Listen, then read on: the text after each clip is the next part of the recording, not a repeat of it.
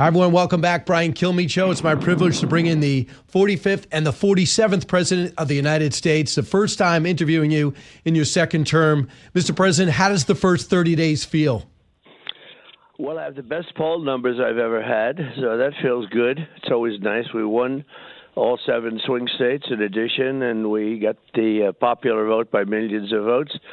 But now I have much higher poll numbers than even the election, so I've never had such wonderful numbers. People have always said, well, I don't know, is he doing good or don't we know or whatever, but I guess people did feel we did a great job in term 1, and that's how we won. But right now I just got them, the best poll numbers I've ever had, beating everybody. So that's nice. That's always nice, Brian. I know. You always like to keep score. Mr. President, the one thing that you inherited, and that is Hamas. Since October 7th, they've been at war, and the IDF has been at war with Hamas. Yesterday, we got 4 hostages back in caskets, 2 of which were children, 9 months and 4 years old. And the mom that they gave back was not even the right body. As we wait for 6 more hostages to be returned on Saturday, what do you think should happen with Benjamin Netanyahu, the IDF, and Hamas? Well, I speak to him, and he's actually not torn. I mean, you know where he stands, and he would like to go in. He just is so angry, and he should be.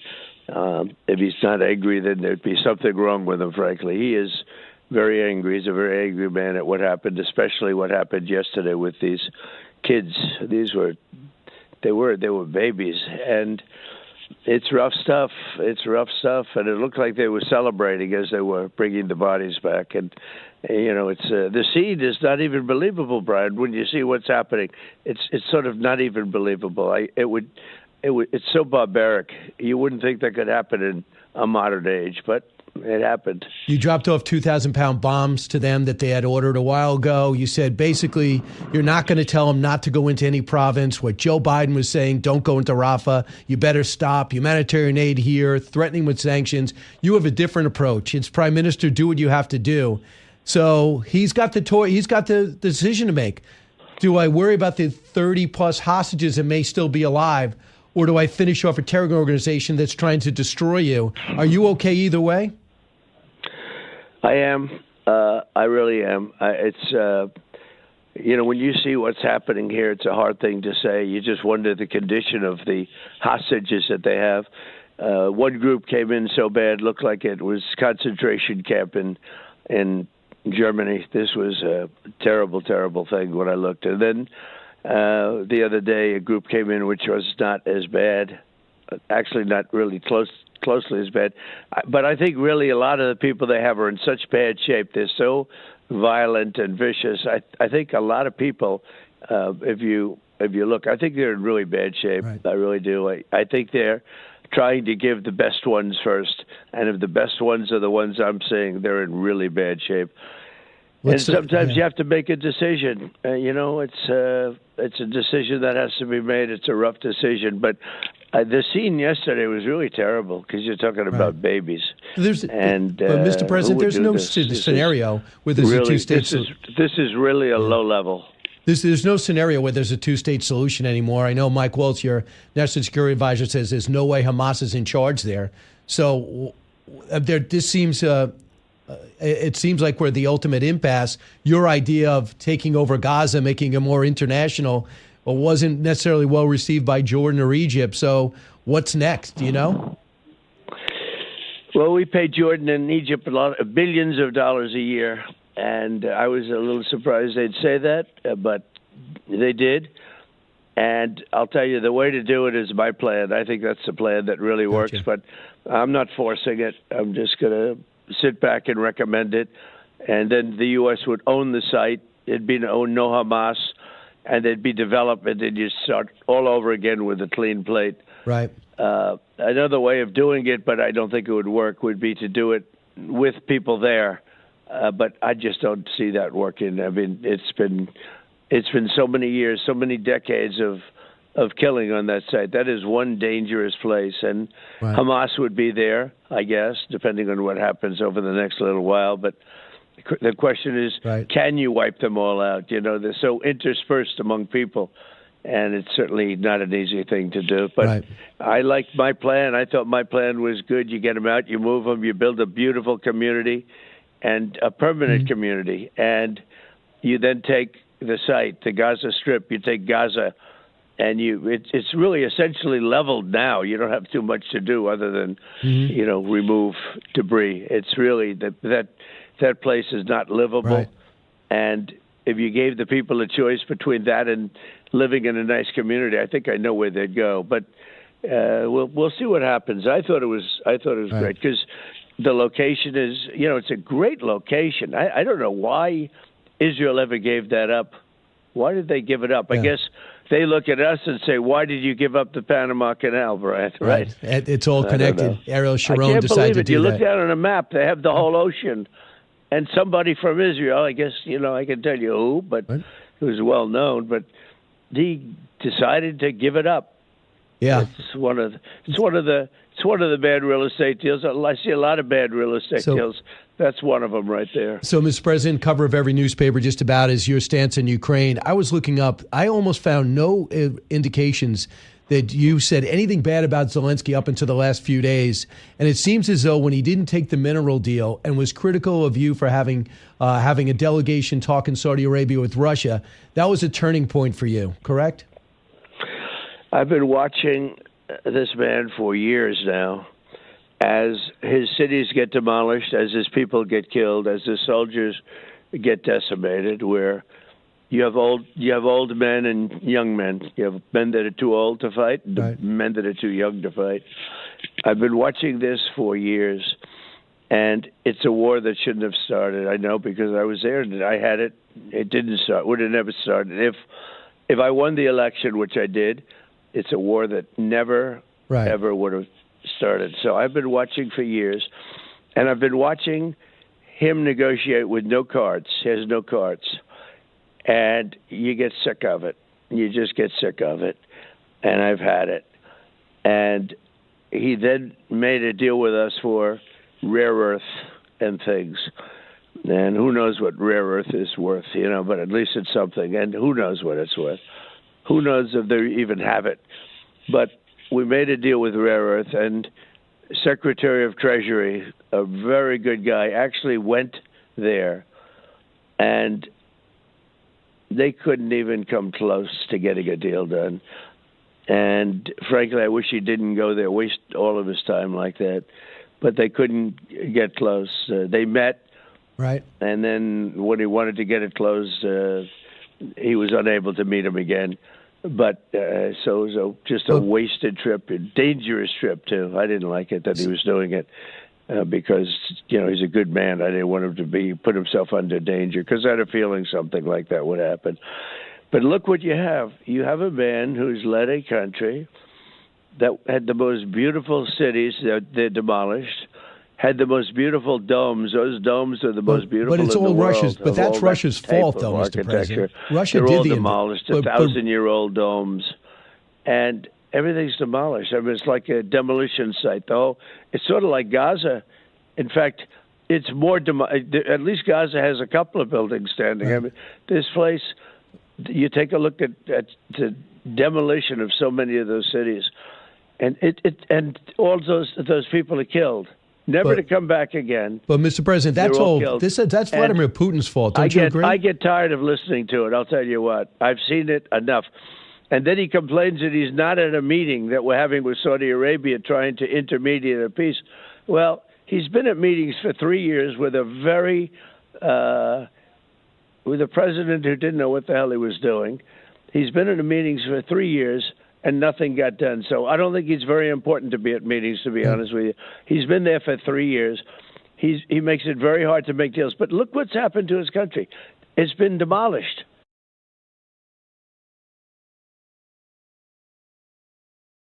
But no, I hear you. He's gonna go back. But, Mr. President, you know who's to blame for that. If and when there's but peace, don't you think it's Brian, Vladimir Putin that did the invasion unwarranted to try to take back land he had no right to? And don't you think fundamentally that's that? And if you could just now both sides want to talk, it seems. So we should just get to that point. They only want to talk because of me. If I wasn't involved, they wouldn't be talking to each other. and Russia would continue to, go through Ukraine, because they are going through, Brian. They've taken a lot of land. And Russia would continue the march through Ukraine. If it wasn't for me, they wouldn't be talking at all. I'm the only reason they're talking. No, I think that everybody agrees with that. We have Macron coming to see you for France, and then Stormer for the UK this week to move forward. Yeah, but they didn't do anything either. The war is going on. There's no meetings with Russia, no nothing. Right. They haven't done anything. And Macron's a friend of mine, and I've met with the prime minister, and he's a very nice guy, but nobody's done anything. And I've been watching this go on for years, and I'm doing it for one reason. I hate the killing. I hate to see those young people killed. They're not Americans. They're Russians and Ukrainians. I hate to see the killing. So I just saw the Polish president just tweeted, and he essentially told Zelensky to go back and do a deal with you and try to get to peace. And he just put that out a short while ago. So do you believe that the Russians want a deal? And even though they're the aggressors in this situation, they want a deal because they've had that 700,000 casualties. They're losing 46,000 a month too. So do you believe they were sincere in Saudi Arabia? Look, Russia, and who is the Polish? Are you talking about Duda? Yep. Was it Duda that put it out? Yes. Because you have different leaders in Poland. It's very interesting. But no, look, you ready?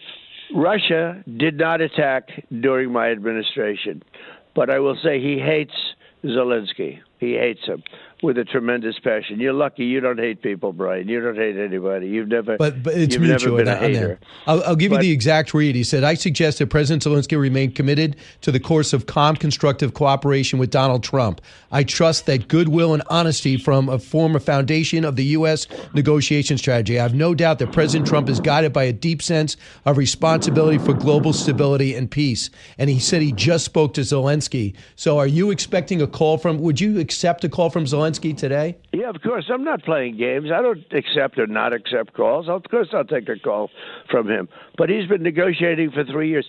And just so you know, when you say Russia was the attacker, yes, Russia was attacked. Russia attacked. But there was no reason for them to attack. You could have talked him out. There was no reason that he should have attacked. That whole thing was going on for years. There was no reason he was going in. It should have never happened. That war should have never happened. And I'm telling you, the way they talked, I said, these guys are going to go into a war. Every time I say, oh, it's not Russia's fault, I always get slammed by the fake news. But I'm telling you, Biden said the wrong things. Zelensky said the wrong things.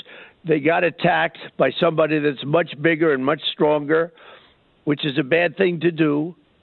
And you don't do that. But Russia could have been talked out of that so easily. That should never have been a war. And all those dead people shouldn't be dead, and all those cities shouldn't be demolished right now. So when Zelensky said, he wasn't invited to a meeting, I mean, it wasn't a priority because he did such a bad job in negotiating so far. Number one, you shouldn't have had a war. And if you did, it should have been solved and settled immediately. It could have been. Mr. President, I think you're 100% right. There's two things. 3 years ago. Zelensky made two mistakes in 3 days. He criticized you, and then he criticized the meeting, and then he said, I'm walking away from the deal, which was, I think, 55% of their rare earth minerals. It would have allowed America to have a stake there, and nobody would attack Ukraine if America had business there. Having said that, I think if both sides do you think the Russians should be celebrating right now because they hear the rhetoric coming from the White House? No, because if I got out, I think they really want to make a deal. I do. They found it impossible to make a deal with Zelensky as his buildings came down. The buildings came down all over. They were just raining down. You got nothing. Take a look at what he's going to. Let's assume I make a deal. I'm getting him back many demolished cities and the bodies of many dead people. What kind of a deal is that? What kind of a situation is that? There was no reason for that. No, I hear you. Russia attacked, but they shouldn't have let them attack, because they wouldn't have attacked if you had people that knew what they were doing. Joe Biden is a very dumb man. You know that, and I know it. Joe Biden is a very dumb man who was dumber than ever before, because, things have happened to him. He had no idea what he was doing, and everything he said was wrong. And I said, you know what? I think this guy's going to cause I think he's going to cause a war. Right. And that's what happened. And I will tell you, Putin could have been talked out of that so easy, but they didn't know how to talk. So, Mr. President, he would have been talked out of that war so easy. They didn't know how to talk. Right, but they said all the wrong things. And I'm not trying to make Putin like nicer or better. I'm just telling you the fact that war should have never happened. Putin would have never gone in. Right.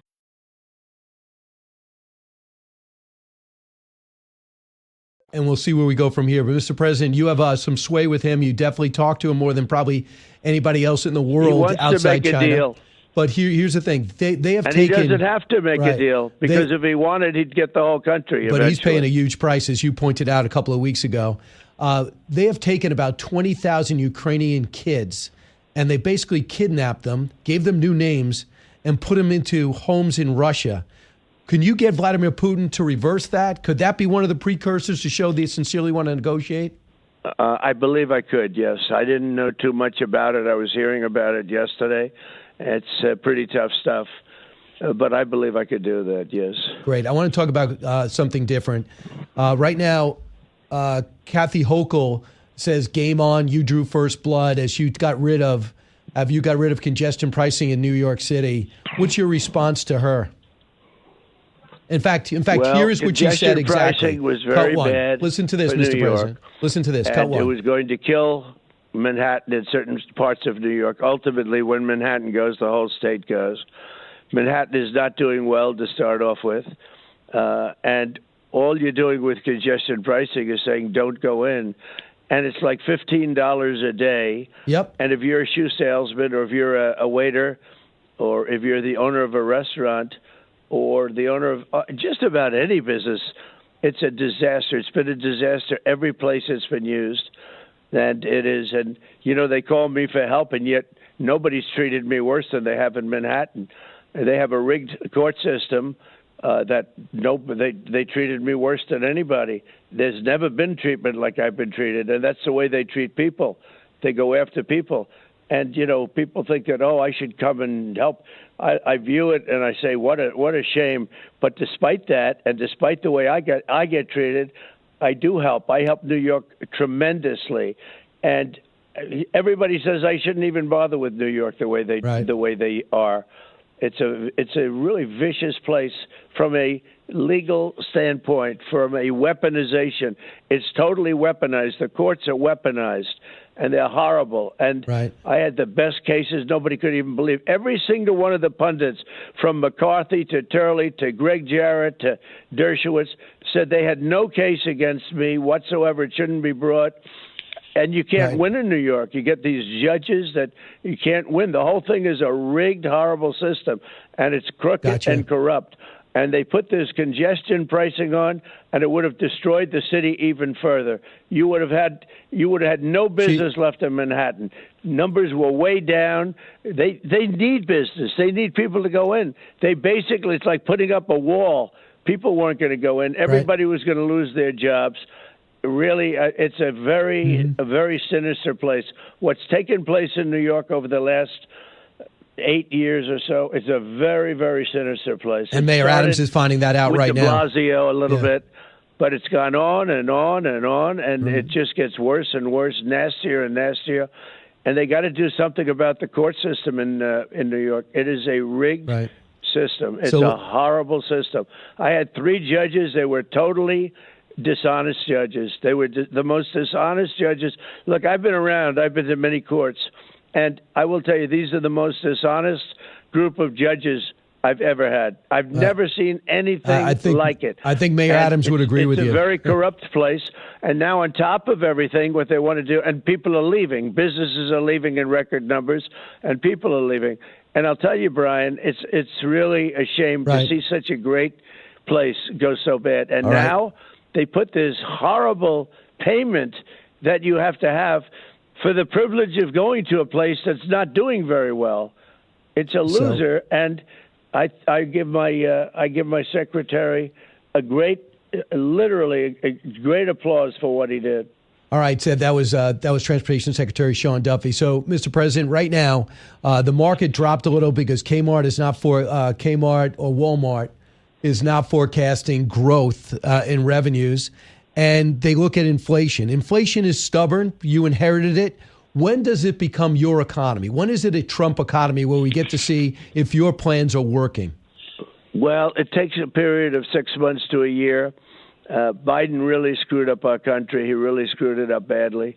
If you look at the deficits we have with other countries, that should have been taken care of, Brian. We have a deficit with China of over $1 trillion, and so it takes a period of time. We're going to have a very strong country. It's going to take a little while to get it back, just like inflation.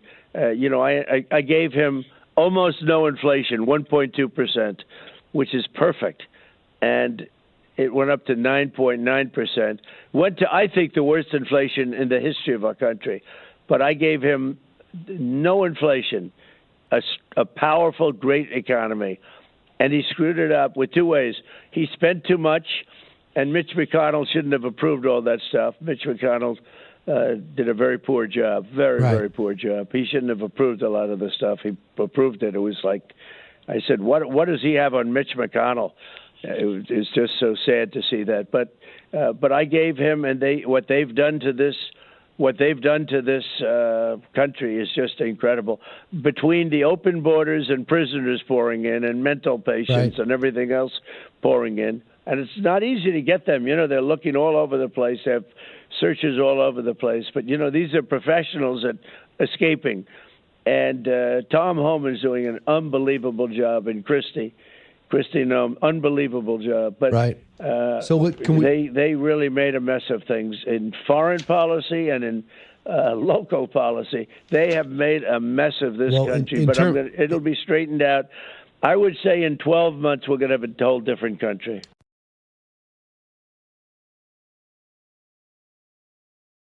All right. So yesterday, it just happened, actually. They voted through the night that a vote-a-rama, and the GOP, the Republican-led Senate, just passed one of two bills. So this was adopted. It's a 52-48, and they're going to get financing for defense and financing for the border, but they didn't re-up on your tax reform. You said this is what Senator Thune told me yesterday about what he's trying to do, because now you want one bill and he's giving you two, cut four. What would that one bill consist of? And what would the second bill consist of? And why not just do one?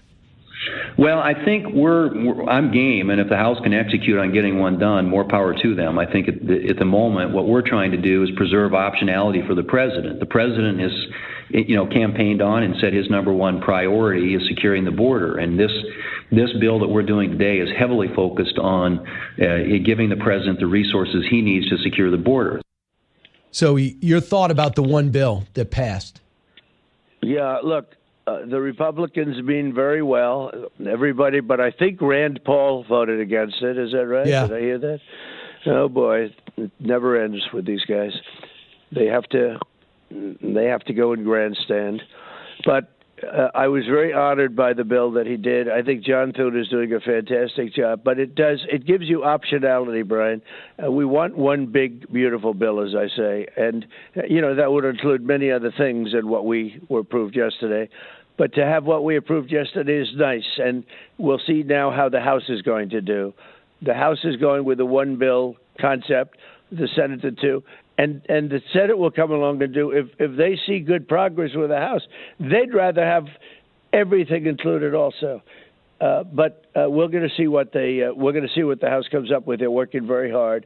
They think they're going to get there on one bill, and then the Senate would be able to vote on the one big, beautiful bill that would include taxes and tax cuts, and really it'll be the biggest tax cuts in American history. And I would think it's very hard for even Democrats to vote against that. So it sounds like you're almost open to two. You're still feeling like, let me see what happens, right?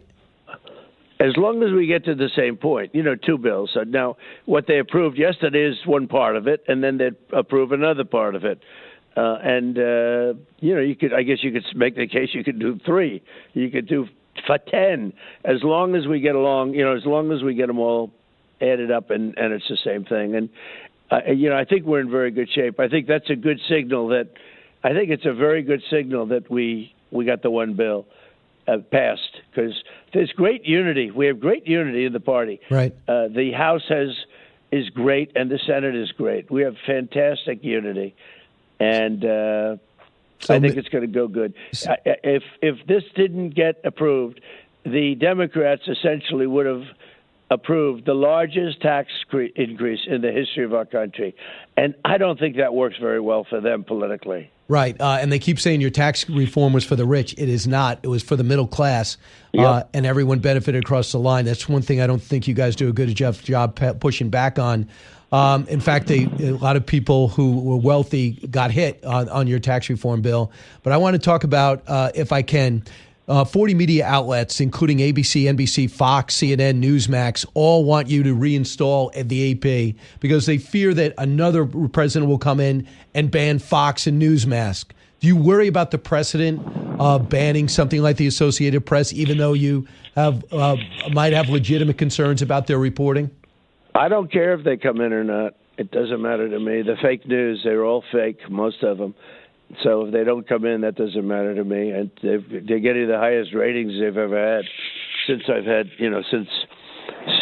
look, if they had somebody else, nobody would be watching. I mean, Sean Hannity had a show the other night with Elon Musk. He set like a record on ratings. And if they don't want to come in and interview and do news conferences, that's okay with us. We just close down the room, let them find out how to do it some other way. Associated Press is a third-rate outfit with a first-rate name. It's got a great name from many years ago, but it's third-rate. It's run badly. It's radical left. Colvin, their reporter, the primary reporter, is terrible. She's a horrible person, a horrible reporter, terrible reporter.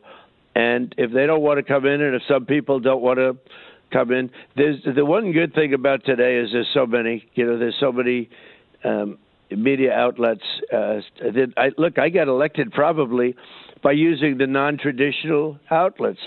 Joe Rogan and a group of people that a lot of people didn't hear of so much. I did interviews, and I'd have 100 million people. With Joe, I had 250 million people. And, there's a whole lot of other people that will take their seats if they don't want to come in. I don't care. I really don't care. But the fact that you said at least they wouldn't put Gulf of America in, so you told them to stay out. So you're just saying, forget it, just come back in? Well, here's the thing. I legally have the Gulf of America is now, from the Gulf of Mexico. It's called the Gulf of America. And it should have for years. But, nobody thought about it. I think of things that nobody thought about. And if you look at the frontage, we have most of the frontage on the Gulf of America, what we call now the Gulf of America. By the way, everyone's accepted it. Google Maps accepted it. Just about everybody accepted it. And right. AP wants to be cute. AP is radical left lunatics. They are very I don't think I've had a good story in AP in 10 years. They don't do good stories. And so I view that a little bit too. And that's why they don't want to do this. They don't want to admit. Everybody says it's the greatest idea. Why didn't somebody think of it? Well, I have a very fertile mind and I think of things. And I also got Mount McKinley put back. Mount McKinley was taken away by people that shouldn't have done that. He was a very good president.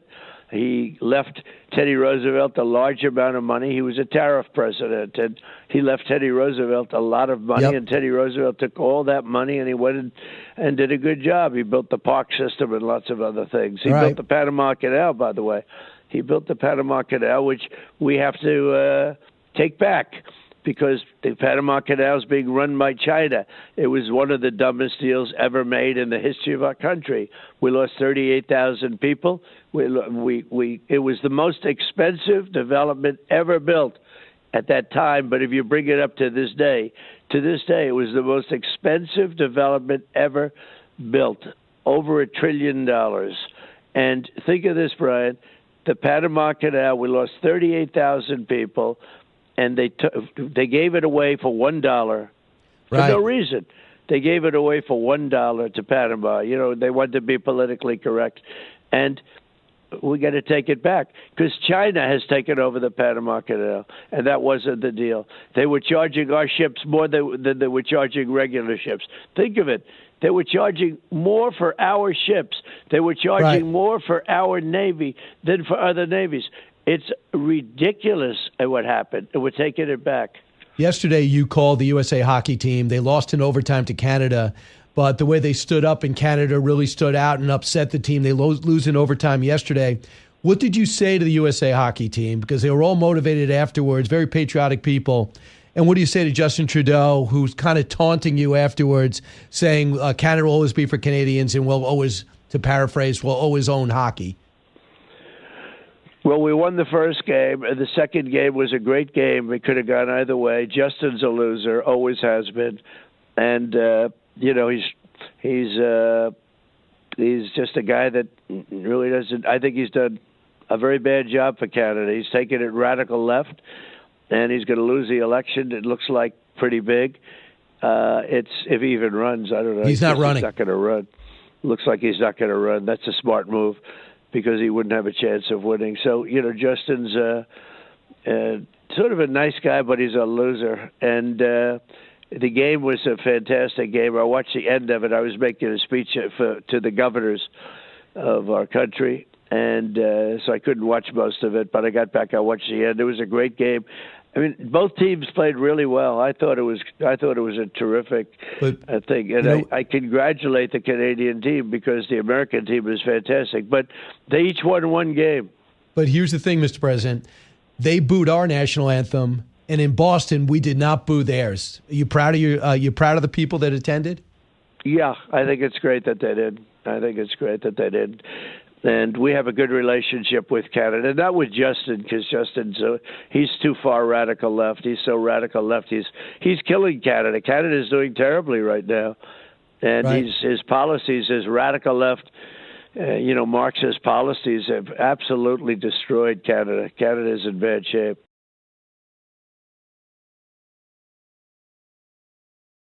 So, Mr. President, a couple of things. You're trying to get LIV and the PGA together. What kind of progress did you make? And could your next project be college sports? Between the NIL and everything else, their money's pouring in, but certain colleges are getting locked out. Are you concerned about the direction of college sports? And is that something you want to get involved in? Well, that's a decision in colleges that should have been appealed. I mean, I couldn't believe how easily they seem to have given up on that. And I don't like what's happening in college sports. I don't like that decision that was made. College sports was so great for so many years, and they go in and they win one case. I don't know that case was appealed. I won a lot of cases, as you know better than anybody, on appeal. Right. So I don't know what's going on with that. I think it was a terrible decision and very bad for college sports. Absolutely. All right. Do you see yourself playing a role in that? Of maybe bringing sides together to try to get some... They're still fighting it, but are they fighting it? They didn't fight the decision. Why didn't somebody go in and appeal the decision? Right. Now, maybe they did, but it doesn't seem to me that they did, but maybe they did. But, you got to fight these cases right until the end. You got to take them up to the Supreme Court. You have judges, you have radicalized judges, but, you have to take these cases up to the Supreme Court sometimes. It just seems to me that they didn't use the power of the appellate courts. Mr. President, I know you got to run, but I have a couple of things. Number one, Booker T. Washington needs to be in your African-American Black History Month. I think he's the type of guy that he was teamed with Teddy Roosevelt, like Frederick Douglass, that you will just love, like Andrew Jackson, who made the cut again in the Oval Office. And number two, if you could bring me back to this moment. You're sitting in the White House. And when you were marched down in Georgia and you're taking your mugshot and you're sitting there by yourself, and then you got to walk out, get in your caravan and go back, did you think to yourself, I'm going to be president, it's just a matter of time? Or were you thinking possibly at that moment, I don't know if I could turn this thing around? Too many cases, too much momentum the other direction. Well, it was a very low period. It was a horrible thing. We had some real sleazy, corrupt prosecutors doing things in many cases. I mean, deranged Jack Smith, Fonnie Willis. She calls herself Fonnie, I think. Over absolutely bogus cases. I have it in New York, with cases in New York that are just right. so disgraceful. So disgraceful how corrupt it is, and everybody knows it. Everybody knows it. Whether you like these people or not, but every one of the pundits that you have on the show all the time, not one of them said that I should have been sued on any of this stuff. It was all made up stuff, especially the New York stuff. Right. And just all made up stuff with crooked judges, corrupt judges, very corrupt judges, and it's a shame. Right. So I knew that, and I knew how crooked the system was. In New York, they wouldn't even let me go to the courts that you were supposed to go to. They had these judges hanging on to cases for dear life. They wouldn't let those cases go. Vicious stuff. And people know it, and that's one of the reasons businesses aren't coming into New York. But if you would have told me, what was my attitude then, I think honestly, Brian, my attitude was just fighting. I wasn't thinking about losing. I was thinking about fighting because I knew how corrupt they are. And when I had to take a mugshot, that was a low point. But when I looked at how the mugshot turned out, it was a picture that somehow got snapped up by the whole world. It's they rate it now the number one mugshot. Right. Used to be Frank Sinatra and now Elvis, and there was some pretty good mugshots taken, but this has blown everything away. So you understand what I mean by that. So it started off as it was a horrible thing to have to go through that, and it taught me a lot. It taught me that we have to have an honest court system. We also have to have an honest press. We don't have an honest press. Right. And many of our courts, not everywhere, but in particular in New York, they're so corrupt. And what happened in Georgia was a very corrupt prosecutor.